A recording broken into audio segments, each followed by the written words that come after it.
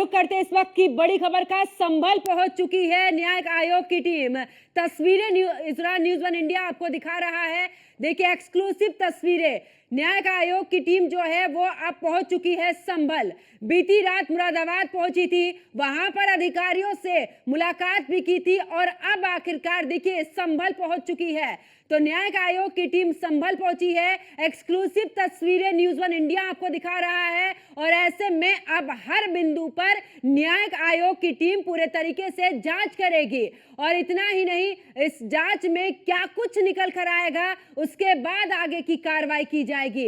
इससे पहले मजिस्ट्रेट जांच भी संभल में हो रही है, लेकिन ऐसे में न्यायिक आयोग की टीम जो है अब संभल पहुंच चुकी है और अब से थोड़ी देर के बाद में जांच शुरू हो जाएगी। तो मुरादाबाद से संभल पहुंची है न्यायिक आयोग की टीम और यहां पर सीधी तस्वीरें न्यूज़ वन इंडिया आपको दिखा रहा है, जहां पर संभल पहुंची है न्यायिक आयोग की टीम। और अब संभल में जिस तरीके से हिंसा हुई, कौन हिंसा के पीछे रहा, क्या कुछ अहम बिंदु रहे, हर एक बिंदु पर बड़ी ही यहां पर बारीकी से जांच की जाएगी। तो फिलहाल संभल पहुंची है न्यायिक आयोग की टीम।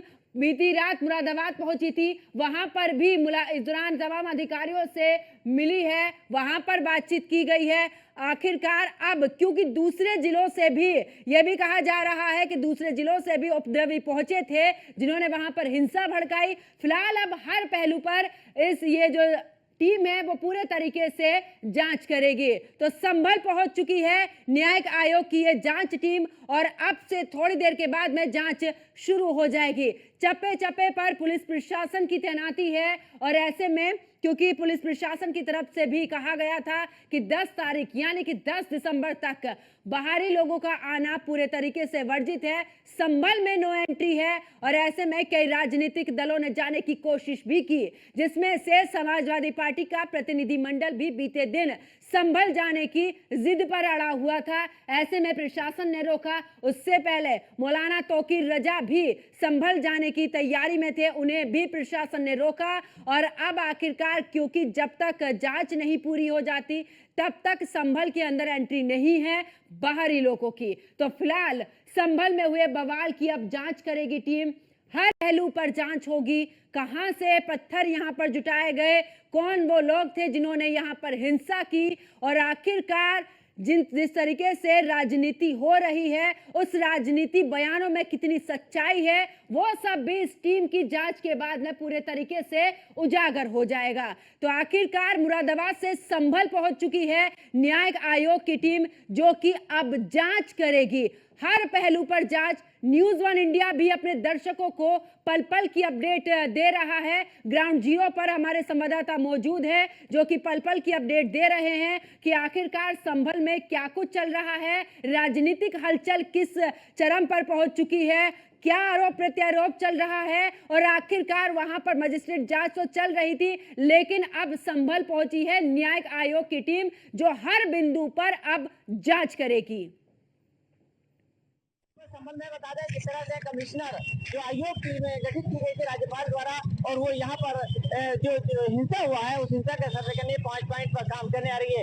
ये वो चौराहा है जहाँ से अभी देखिएगा कुछ देर पहले ही अब यहाँ पर वो टीम गुजर रही है। पूरी तरह से पुलिस प्रशासन यहाँ मुस्तैद कर दिया गया है, लगा दिया गया है। मैं दिखाना चाहूंगा वो तस्वीर सामने, ये देखिएगा पुलिस चारों तरफ से चौकस कर रही है और टीम अभी आने वाली है। लेकिन मुरादाबाद से टीम बताया गया है जिसमें कि यहाँ पर जो टीम है वो यहाँ आकर जो हिंसा किस तरह से हुई है, ये हिंसा का क्या कारण था, पुलिस ने क्या रिपोर्ट तैयार की है, ये सारी रिपोर्ट यहाँ से जाने के बाद वो आयोग सबूत करेगा सरकार को। उसके बाद संभल की जो हिंसा है किस तरह हुआ, किस कारण हुआ, इन सभी को पुलिस ने क्या रिपोर्ट तैयार की है, इन सभी चीजों को देखते हुए वो रिपोर्ट सबूत करेंगे। फिलहाल यहाँ कंट्रोल किया जा रहा है और पुलिस जिस तरह से पहले गेस्ट हाउस में ये जो टीम है वहाँ पहुंचेगी। फिलहाल जो आपको तस्वीर हम दिखा रहे हैं, फिलहाल आप देखिएगा बस जो टीम है वो टीम अभी कुछ पलों में ही यहाँ आने वाली है और इस रास्ते पर बैरिकेड लगा दिए गए हैं, पुलिस पूरी तरह से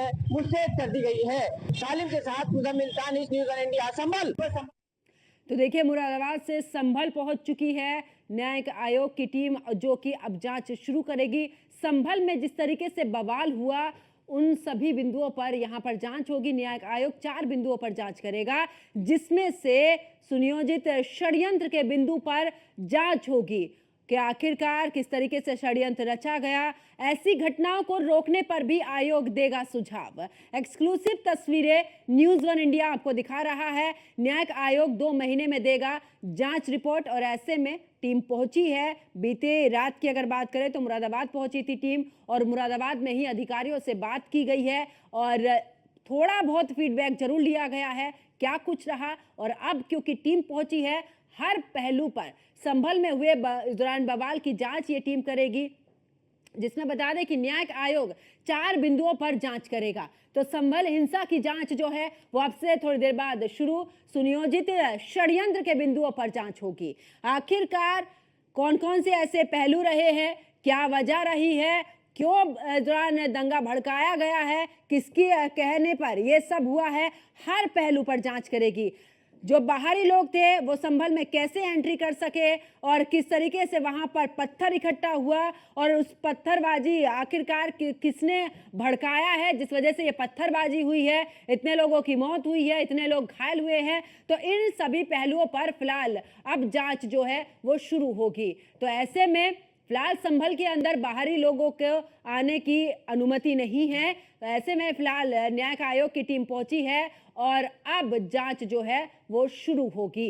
देखिए मुआयना करते हुए यहाँ पर संभल में और टीम पहुंची है। न्यायिक आयोग 2 महीने में अपनी जांच रिपोर्ट भी दे देगी। और आपको बता दें कि अब संभल पहुंची है न्यायिक आयोग की टीम। और ज्यादा जानकारी के लिए हमारे संवाददाता मोहसिन खान हमारे साथ में जुड़ चुके हैं।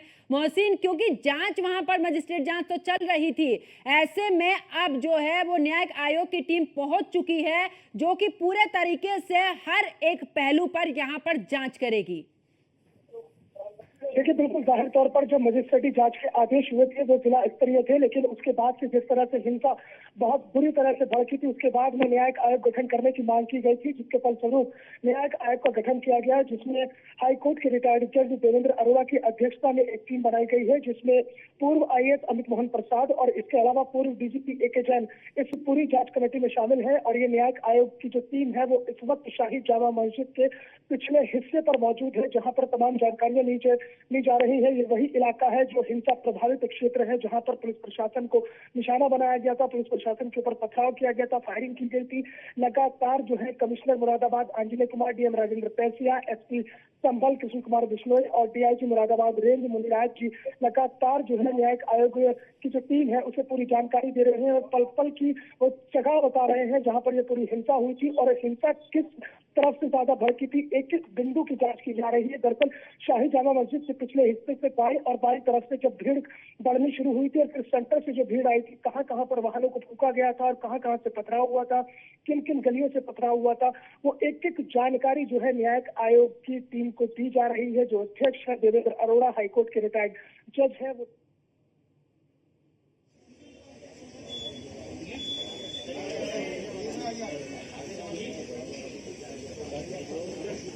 वीडियो में चलेंगे वाले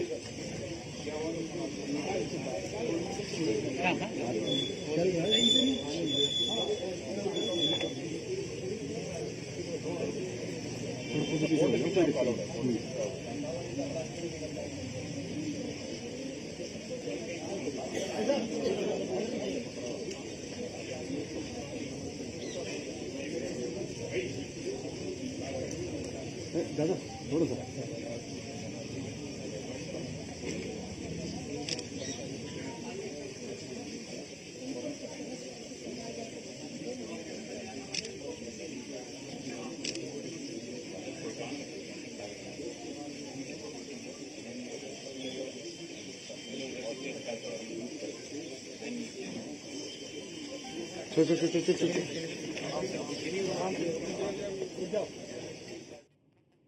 तो देखिए संभल पहुंची है न्यायिक आयोग की टीम और यहाँ पर क्योंकि मस्जिद के आसपास ये टीम है और यहाँ पर पूरे तरीके से पुलिस प्रशासन भी बताते हुए कि आखिरकार किस तरीके से दंगा भड़का, किस तरीके से पत्थरबाजी हुई, लोगों का हुजूम किधर से उमड़ा और यहाँ पर भीड़ इकट्ठा हो गई।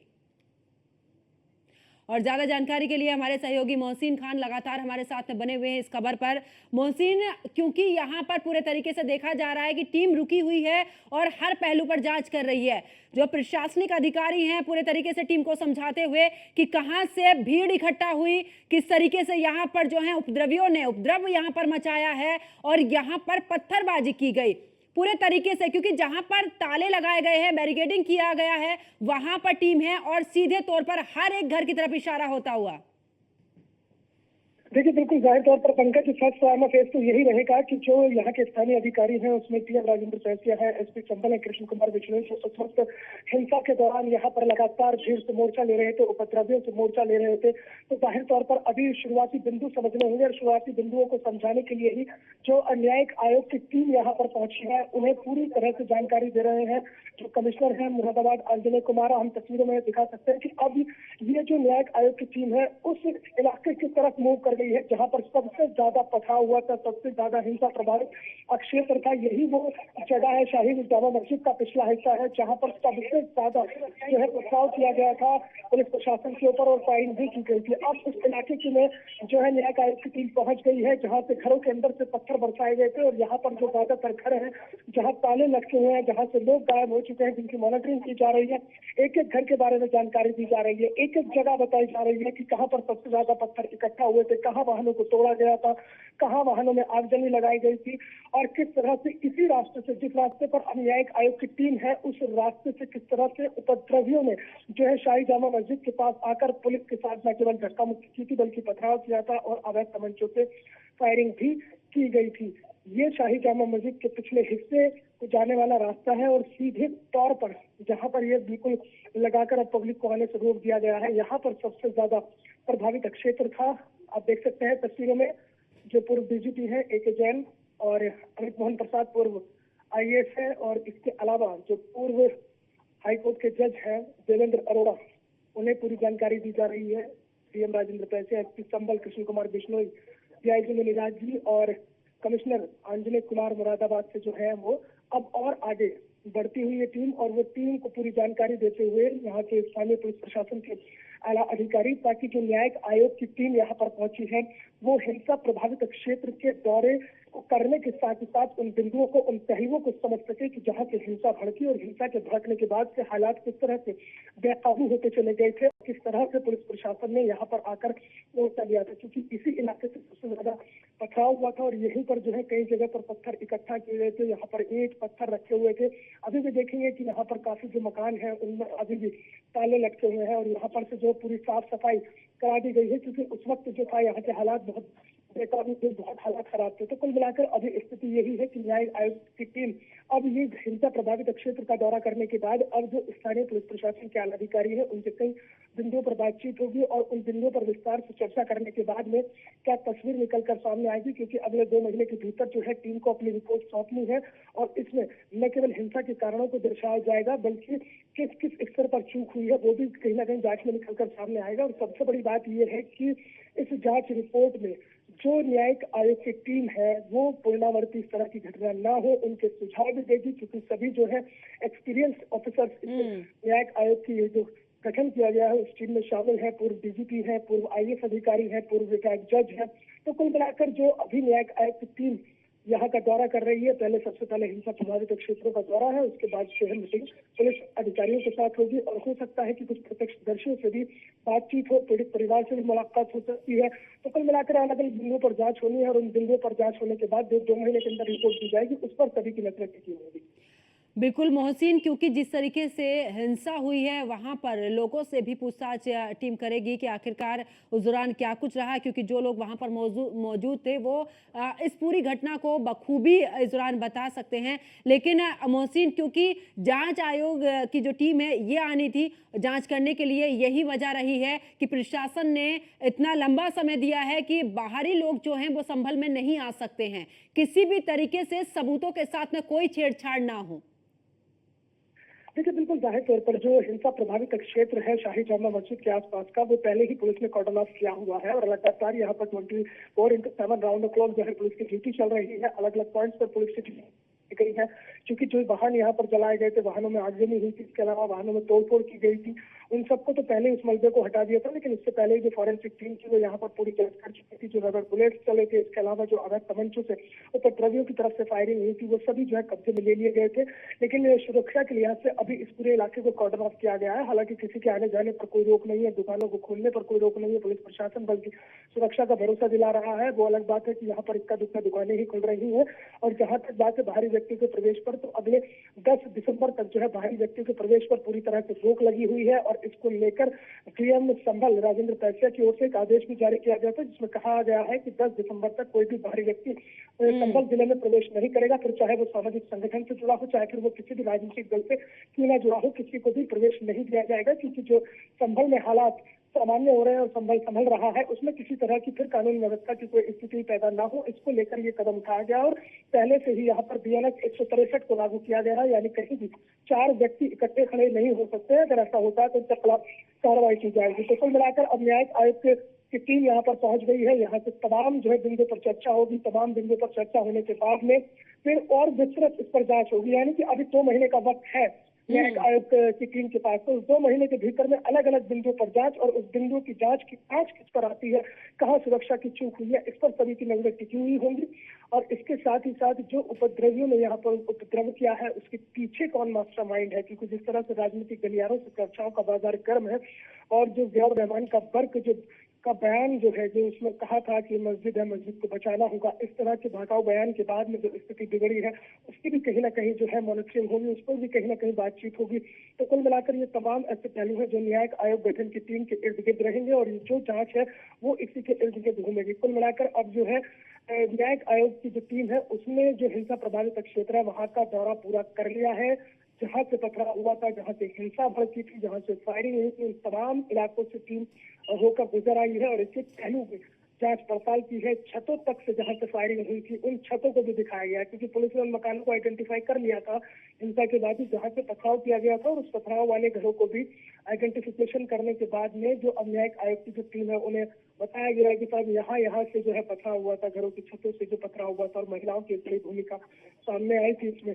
तो कुल मिलाकर पंकज अभी जो स्थिति है वो संभल की बहुत सामान्य है, और न्यायिक आयोग की जो टीम है वो अब अपनी जांच करने के लिए संभल में है। और इस वक्त संभल में जो अधिकारी हैं वो तमाम जानकारी आयोग की टीम तक पहुंचा रहे हैं। और शाही जामा मस्जिद के पिछले हिस्से से जो है टीम अपना जांच करने के बाद और तमाम पहलुओं बिल्कुल। और लेकिन मोहसिन, बहुत अच्छी बात है कि संभल में जो स्थिति है वो धीरे धीरे सामान्य हो रही है, लोगों की जिंदगी जो है वो पटरी पर वापस आ रही है। लेकिन ऐसे में सवाल ये भी सबके जहन में उठता है कि आखिरकार हिंसा किसके कहने पर भड़की है, आखिरकार वो कौन लोग थे जिन्होंने पथराव कराया है। और इसी पहलू पर पूरे तरीके से जांच करने टीम जो है यहाँ पहुंची है कि आखिरकार इसके पीछे की वजह क्या रही है। क्योंकि इस सर्वे के दौरान भी देखा है, तमाम वीडियो भी न्यूज़ 1 इंडिया ने दिखाया कि सर्वे के दौरान बहुत शांतिपूर्ण तरीके से भी निकली थी टीम। और इस दौरान बाद में पथराव शुरू हो गया था, उस समय पर भी टीम फंसी थी, उसको भी सकुशल बाहर निकाला गया था।